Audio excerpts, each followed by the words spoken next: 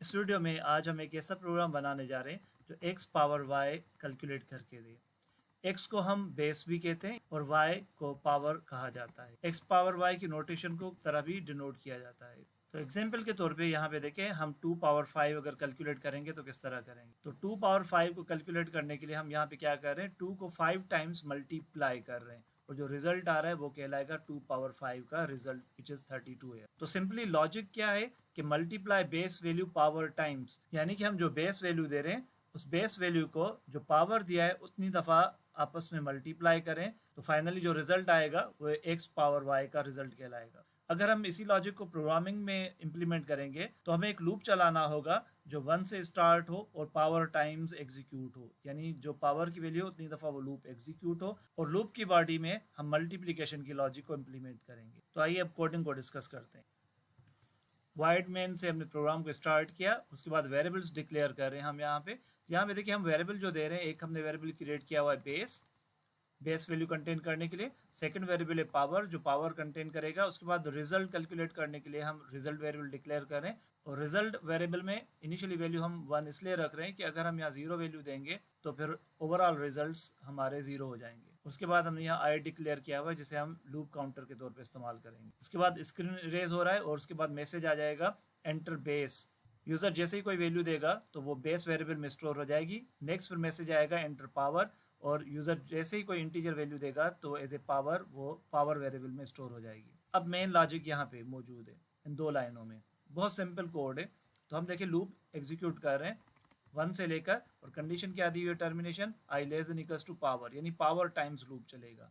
1 से स्टार्ट होगा इनिशियली और कब तक चलता रहेगा, जब तक i की value less than equals to power हो, यानी पावर टाइम्स ये लूप एग्जीक्यूट होगा, और हर एक आइटरेशन के बाद 1 का इंक्रीमेंट होता रहेगा i वेरिएबल में। और यहाँ पे बॉडी ऑफ द लूप में हम मल्टीप्लिकेशन परफॉर्म कर रहे हैं। अब सपोज करते हैं कि अगर यूजर ने जो वैल्यू दी है बेस वैल्यू वो है 2 और पावर वैल्यू दी हुई है 3, तो यानी हम 2 पावर 3 कैसे कैलकुलेट करेंगे यहाँ पे। तो इनिशियली i की वैल्यू 1 हो जाएगी और ये लूप चलेगा 3 टाइम्स। तो जो पहली आइट्रेशन होगी उसमें रिजल्ट की वैल्यू 1 होगी और बेस की वैल्यू हमने कहा कि 2 है, तो 2 को मल्टीप्लाई किया जाएगा 1 के साथ, तो रिजल्ट क्या आएगा 2, और वो रिजल्ट वेरिएबल में स्टोर हो जाएगा।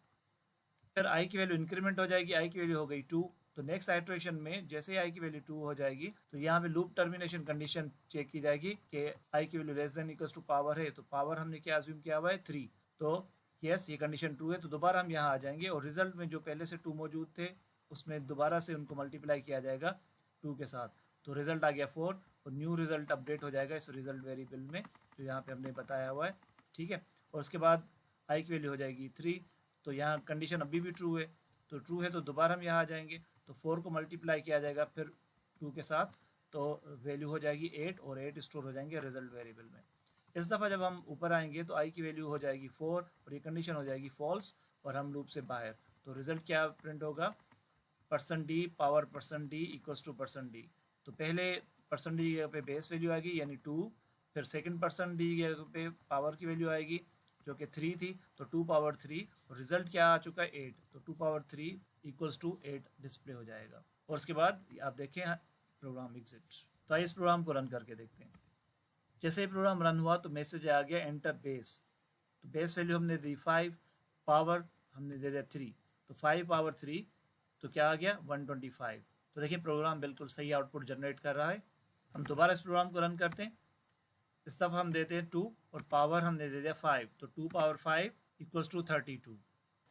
तो यहाँ पे हमने मेन लॉजिक दी हुई है फॉर लूप में कि हम एक लूप चला रहे हैं पावर टाइम्स, और बेस वैल्यू को पावर टाइम्स मल्टीप्लाई करते जा रहे हैं, और जैसे हम लूप से बाहर आते हैं तो हमारे पास रिजल्ट आ चुका होता है, और उस रिजल्ट को हम इस printf की कमांड से डिस्प्ले कर देते हैं। मेरी प्रीवियस वीडियोस को लाइक और शेयर करने के लिए शुक्रिया। मिलते हैं फिर एक और प्रोग्राम के साथ।